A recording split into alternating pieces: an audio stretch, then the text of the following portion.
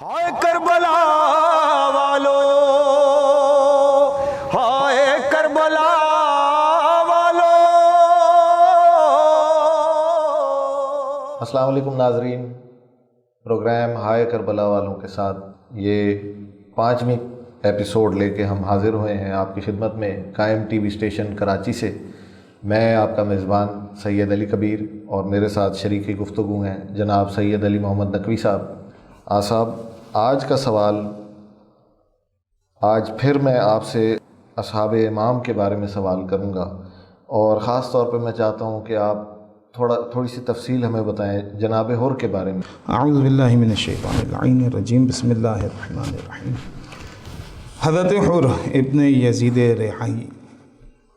کربلا کے اندر مثلا جسے کہیں کہ امام حسین کو روکنا ایک بڑا اقدام تھا، چھوٹی بات نہیں تھی کہ مولا عباس جیسی شخصیت کی موجودگی میں علی اکبر موجود ہیں، ہر شخص اس وقت موجود ہے، ابھی کوئی شہادت نہیں ہے، اور امام زین العابدین بھی اور اس کے باوجود امام حسین کی لگام میں ہاتھ ڈالنا اور اتنا سخت اس کا جواب امام حسین نے دینا کہ حر تیری ماں تیرے غم میں روئے۔ تو کہتے ہیں کہ حر نے اس وقت مولا کے آگے ہاتھ جوڑے، کہا مولا آپ مولا ہیں، آقا ہیں، سید و سردار ہیں، آپ کہہ سکتے ہیں آپ کے شان ہیں شان ہیں، لیکن میں آپ کی ماں کا نام بغیر وضو نہیں لے سکتا۔ تو علماء کہتے ہیں کہ شہزادی کا یہی احترام حضرت حر کو آخری لات میں نکال لایا، یہی احترام حر کو جناب حر بنا گیا۔ بس جناب حر علیہ السلام ہو گئے، صرف اتنا سا خیر یہ اتنا سا نہیں، بہت بڑا ہے۔ آج کل تو ہمارے معاشرے میں بھی جو ایک شخص نے حرکت کی تھی وہ خود دیکھ لے حضرت حر کے کردار کو اور ان کی صفات کو کہ کتنے بہادر آدمی تھے حضرت حر، لیکن جہاں انسان بہادر ہوتا ہے وہاں غیرت مند بھی ہوتا ہے، اور جہاں بزدلی اور کجی ہوتی ہے ان کے دل میں وہاں اس کے اندر پستی پائی جاتی ہے۔ حر جہاں بہادر تھا وہاں غیرت مند بھی تھا، جانتا تھا کہ حسین کون اور مادر حسین کون ہے، لہذا اس نے اپنی زبان کو روک رکھا، نہیں یہ میرا بس کا بات نہیں کہ میں شہزادی کے بارے میں کوئی جملہ کہوں۔ یعنی کتنا ادب ہے اس کے اندر کہ وہ کہتا ہے کہ آپ کی ماں کا نام بغیر وضو نہیں لے سکتے۔ آپ احترام جناب سیدہ کا سوچیں، اور یہ جو اس شخص نے کیا وہ انشاءاللہ ہمیں یقین ہے کہ شہزادی کچھ نہیں کہیں گی، لیکن جس شہزادی نے پورے دین خدا کو بچانے کے لیے اپنا گھر قربان کیا ہے، اس خدا کے اندر یقیناً اتنا عدل و انصاف ہے کہ وہ کبھی برداشت نہیں کر سکے گا کہ اس ملعون کی وہ جسارت جو شہزادی کے بارے میں یقیناً وہ ذلیل و رسوا ہوگا اور خدا کی جانب سے ہوگا۔ بہرحال حضرت حر کا اتنا بڑا ایکشن۔ پھر دوسرا جو ہوا وہ اس وقت کہ جب مولا حسین نے نماز پڑھائی تو اس وقت کا حر تم اپنے لشکر کو پڑھاؤ، تو اس نے ہاتھ جوڑ لی، کہا مولا کیسی بات کرتے ہیں، آپ کے ہوتے ہوئے ہم پڑھیں، میں علیحدہ۔ سب نے جو ہے امام حسین کے ساتھ نماز پڑھی، اور پھر یہاں کے بعد جو ہے حر سے کمانڈ تبدیل ہوتی ہے، عمر ابن سعد آتا ہے، شمر ابن ذیلجوشن جیسے ملائین جو ہے والد کربلا ہوتے ہیں، وہ ورود آتا ہے ان کا، اور اس کے بعد حضرت حر کو شب عاشور میں بعض علماء یہی کہتے ہیں کہ یہ جو رات لی گئی تھی یہ صرف حر کے لیے تھی، اور حر نے اس رات میں جو ڈفرنس اور فرق دیکھا کس کے درمیان، لشکر حسینی اور لشکر یزید کے درمیان۔ تو جب وہ لشکر حسین کی طرف آتا تھا تو خود کہتا ہے کہ ایسی آواز آتی تھی جیسے شہد کی مکھیاں چھتے قریب بھن بھناتی نا، بھن آواز آتی ان کی، کہ ایسی لشکر حسین سے تسبیح و تحلیل اور عبادت و نمازوں کی آواز آ رہی تھی، اور جب لشکر یزید کے پاس آتا تو وہاں شباب کی، شراب کی اور ہر طرح کی برائی کی اس کو آواز آتی تھی۔ ایک تو یہ بڑا فرق، اور خود اس کا عقیدہ ذاتی طور پہ مقام امام حسین کو جاننے والا، حق شناس تھا جناب۔ بڑا مشکل کام ہے، اتنے بڑے، یعنی کہ جو پہلی فرسٹ اٹیمپٹ میں جو کمانڈر تھا وہ حر تھا، یہ تو عمر ابن سعد تو بعد میں آئے نا، سیکنڈ کمانڈ میں آئے نا۔ اس وقت حر کے پاس سب کچھ تھا، لیکن حر کو یہ بھی پتا تھا کہ حسین کون، اور روایت یہی ہے کہ جب حر خیمے سے نکلتا تھا تو حسین کے لشکر کی طرف جاتا تھا تو جہاں تسبیح و تحلیل کی آوازیں آتی تھیں وہاں اسے ایک آواز بہت تنگ کرتی تھی، اور وہ بچوں کی آواز تھی جو اعلیٰ تش اعلیٰ تش کرتے. کہتے ہیں کہ حر جب بار بار یہ کرتا رہا تو حر کا بھائی آیا, کہا بھیا یہ کیا تم آج کی رات تم نے کیا کیا ہے کہ کبھی باہر جاتے ہو, کبھی اندر آتے ہو, کبھی باہر جاتے ہو.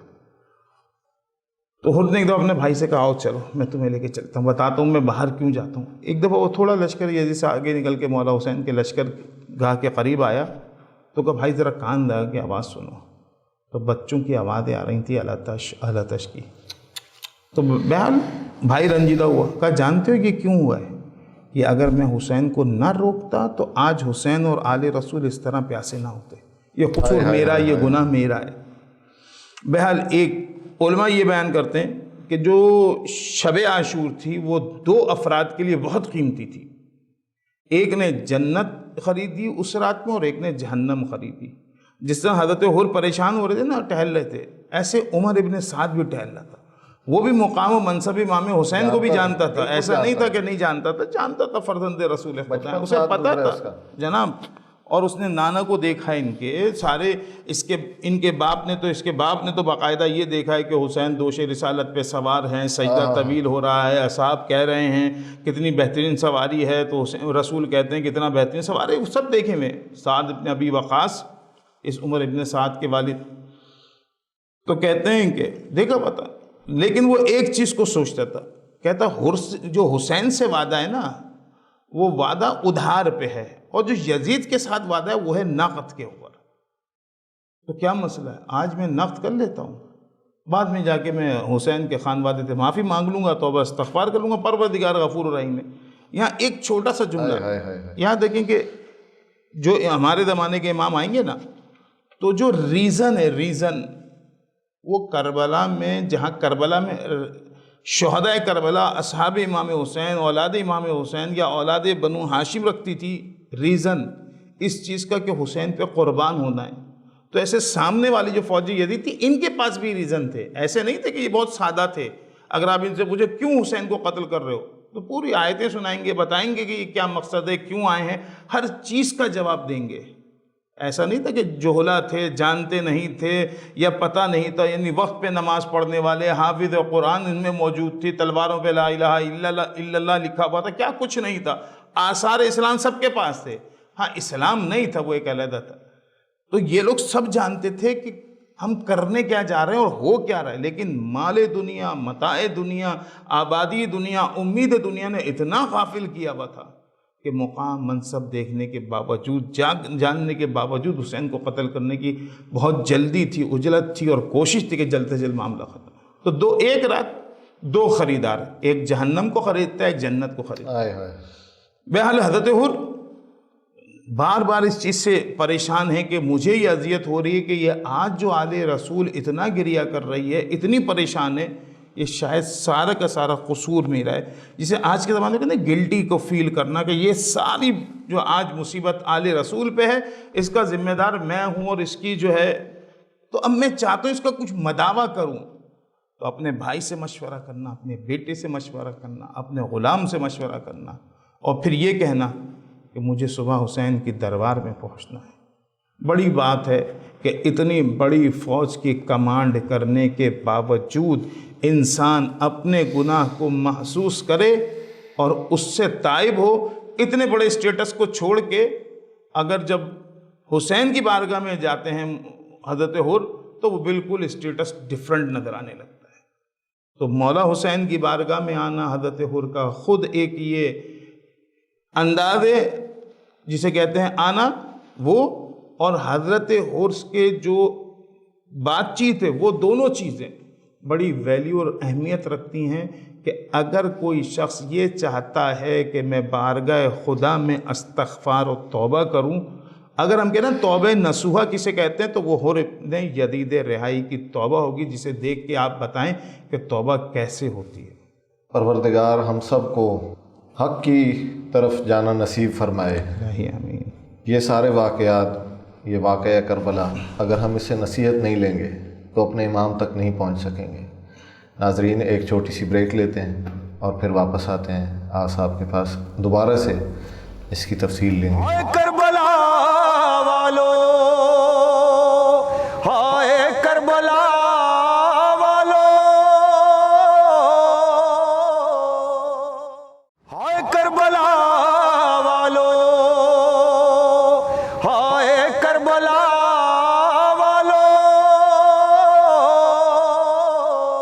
ناظرین بریک سے واپس آتے ہیں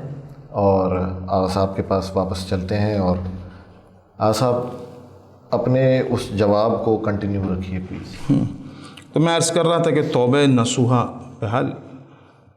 حضرت حور کی جانب اس توبہ کو ہم حضرت حور کی نسبت سے بیان کر رہے ہیں،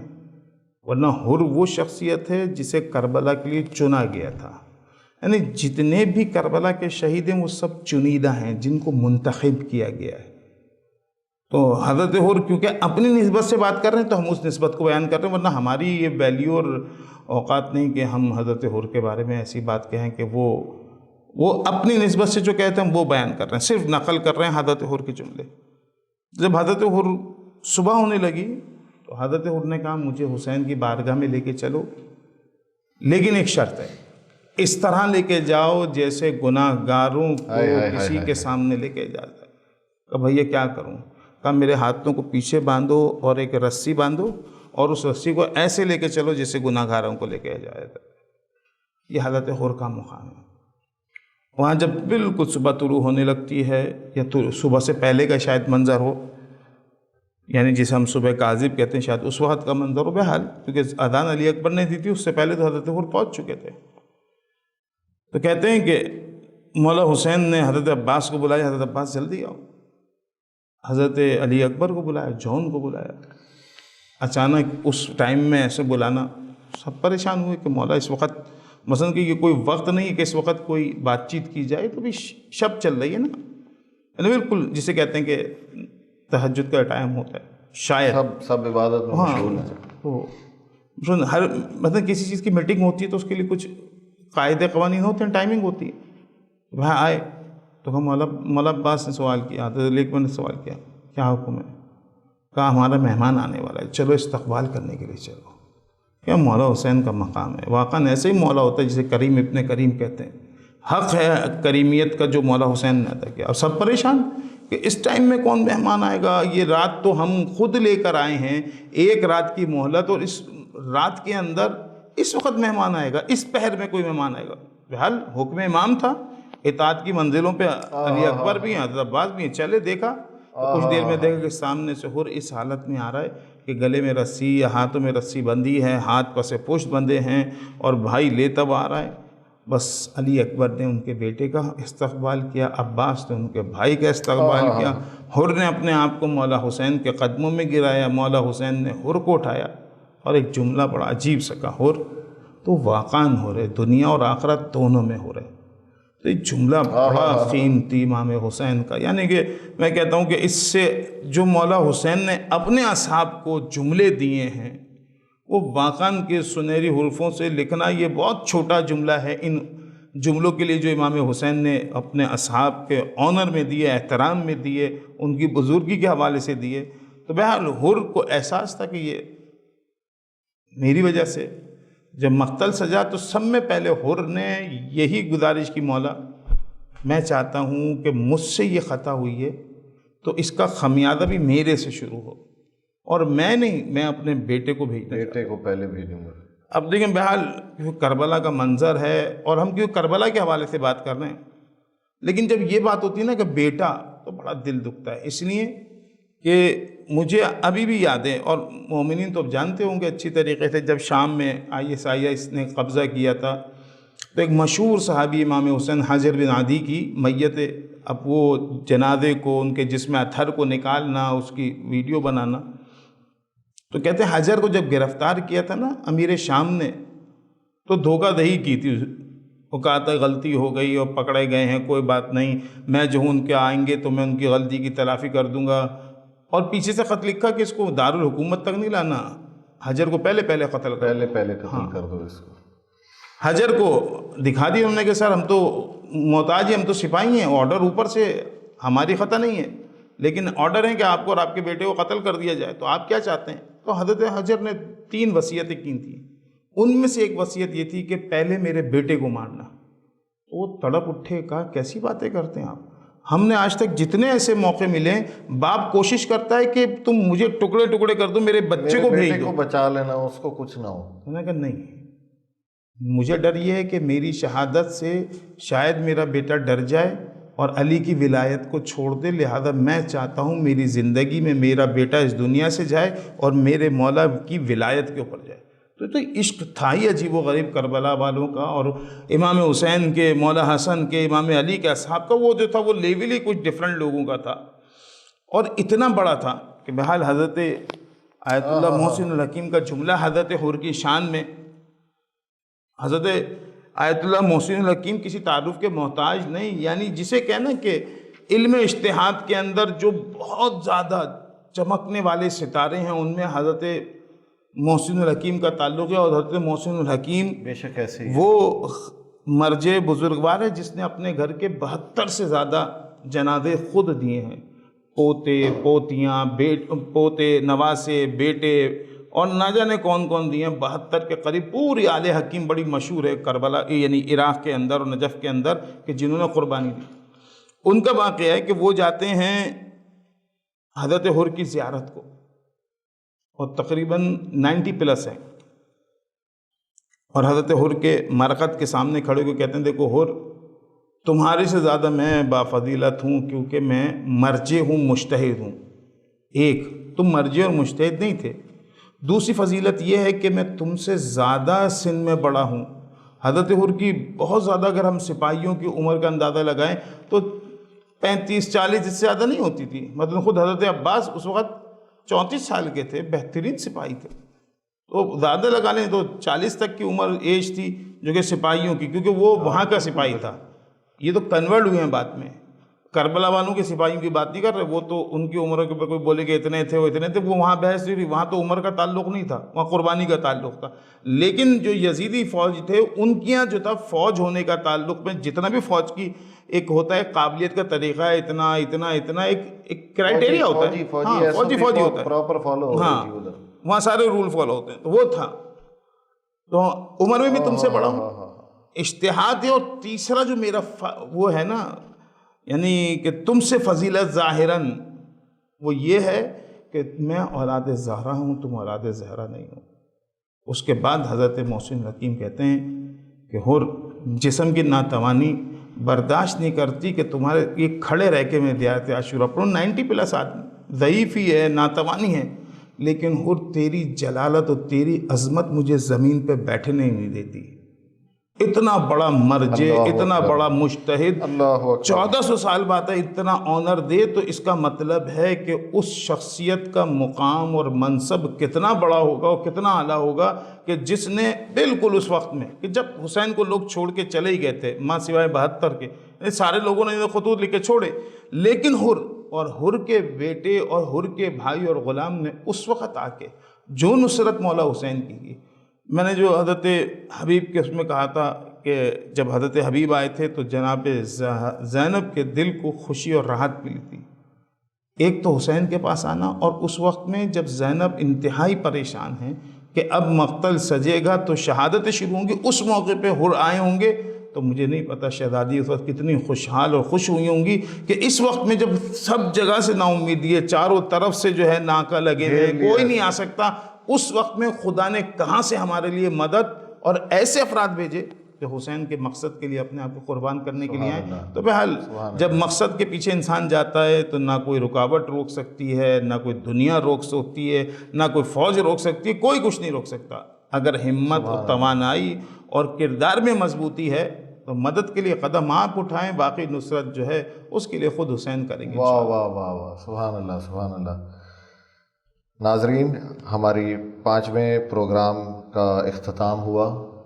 آغا صاحب کے خوبصورت اور تفصیلی جواب پر۔ انشاءاللہ کل 6 محرم کو آپ کی خدمت میں ہم دوبارہ حاضر ہوں گے